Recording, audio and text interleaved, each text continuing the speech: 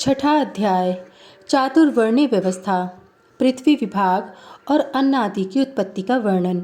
श्री मैत्रेय जी बोले, हे भगवान, आपने जो अर्वाक स्त्रोता मनुष्यों के विषय में कहा, उनकी सृष्टि ब्रह्मा जी ने किस प्रकार की, यह विस्तार पूर्वक कहिए। श्री प्रजापति ने ब्राह्मण आदि वर्ण को जिन जिन गुणों से युक्त और जिस प्रकार रचा तथा उनके जो जो कर्तव्य कर्म निर्धारित किए, वह सब वर्णन कीजिए। श्री पराशरी बोले, द्विश्रेष्ठ, जगत रचना की इच्छा से युक्त सत्य संकल्प श्री ब्रह्मा जी के मुख से पहले सत्व प्रधान प्रजा उत्पन्न हुई। तदंतर उनके वक्ष स्थल से रज प्रधान तथा जंघाओं से रज और तम विशिष्ट सृष्टि हुई। हे द्विजोत्तम, चरणों से ब्रह्मा जी ने एक और प्रकार की प्रजा उत्पन्न की, वह तम प्रधान थी। यही सब चारों वर्ण हुए। इस प्रकार हे द्विजसत्तम, ब्राह्मण, क्षत्रिय, वैश्य और शूद्र, ये चारों क्रमश ब्रह्मा जी के मुख, वक्ष स्थल, जनु और चरणों से उत्पन्न हुए। हे महाभाग, ब्रह्मा जी ने यज्ञ अनुष्ठान के लिए ही यज्ञ के उत्तम साधन रूप इस संपूर्ण चातुर्वर्ण्य की रचना की थी। हे धर्मज्ञ, यज्ञ से तृप्त होकर देवगण जल बरसाकर प्रजा को तृप्त करते हैं, अतः यज्ञ सर्वथा कल्याण का हेतु है। जो मनुष्य सदा स्वधर्म परायण, सदाचारी, सज्जन और सुमार्गगामी होते हैं, उन्हीं से यज्ञ का यथावत अनुष्ठान हो सकता है। हे मुने, यज्ञ के द्वारा मनुष्य इस मनुष्य शरीर से ही स्वर्ग और अपवर्ग प्राप्त कर सकते हैं तथा और भी जिस स्थान की उन्हें इच्छा हो उसी को जा सकते हैं। हे मुनिसत्तम, ब्रह्मा जी द्वारा रची हुई वह चातुर्वर्ण्य विभाग में स्थित प्रजा अति श्रद्धा युक्त, आचरण वाली, स्वेच्छा अनुसार रहने वाली, संपूर्ण बाधाओं से रहित, शुद्ध अंतःकरण वाली, सत्कुलोत्पन्न और पुण्य कर्मों के अनुष्ठान से परम पवित्र थी। उसका चित्त शुद्ध होने के कारण उसमें निरंतर शुद्ध स्वरूप श्री हरि के विराजमान रहने से उन्हें शुद्ध ज्ञान प्राप्त होता था, जिससे वे भगवान के उस विष्णु नामक परम पद को देख पाते थे। फिर त्रेता युग के आरंभ में हमने तुमसे भगवान के जिस काल नामक अंश का पहले वर्णन किया है, वह अति अल्प सार वाले, सुख वाले, तुच्छ और घोर दुख में पापों को प्रजा में प्रवृत्त कर देता है। हे मैत्रेय, उससे प्रजा में पुरुषार्थ का विघातक तथा अज्ञान और लोभ को उत्पन्न करने वाला राग आदि रूप अधर्म का बीज उत्पन्न हो जाता है। तभी से उसे वह विष्णुपद प्राप्ति रूप स्वाभाविक सिद्धि और रसोल्लास आदि अन्य अष्ट सिद्धियां नहीं मिलती। उन समस्त सिद्धियों के क्षीण हो जाने और पाप के बढ़ जाने से फिर संपूर्ण प्रजा द्वंद्व, ह्रास और दुख से आतुर हो गई। तब उसने मरुभूमि, पर्वत और जल आदि के स्वाभाविक तथा कृत्रिम दुर्ग और पुर तथा खरवट आदि स्थापित किए।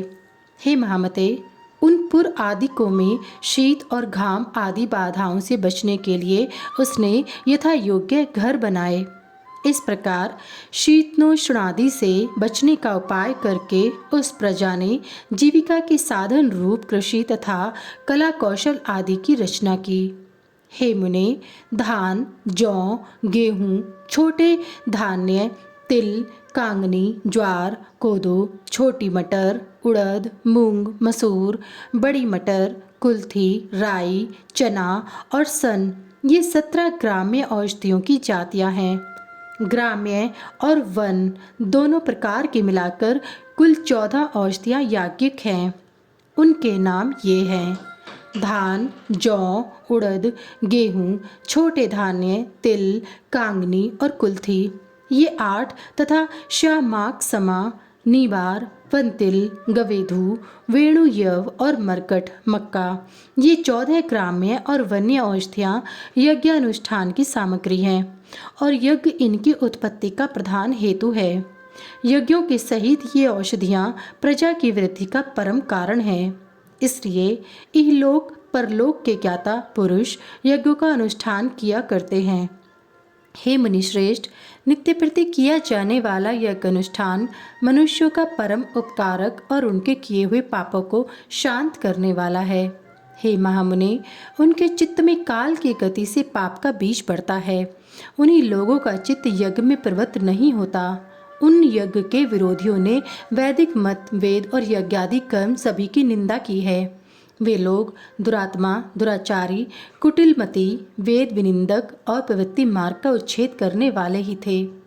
हे धर्मवानों में श्रेष्ठ मैत्रेय, इस प्रकार कृषि आदि जीविका के साधनों के निश्चित हो जाने पर प्रजापति ब्रह्मा जी ने प्रजा की रचना कर उनके स्थान और गुणों के अनुसार मर्यादा, वर्ण और आश्रमों के धर्म तथा अपने धर्म का भली प्रकार पालन करने वाले समस्त वर्णों के लोक आदि की स्थापना की।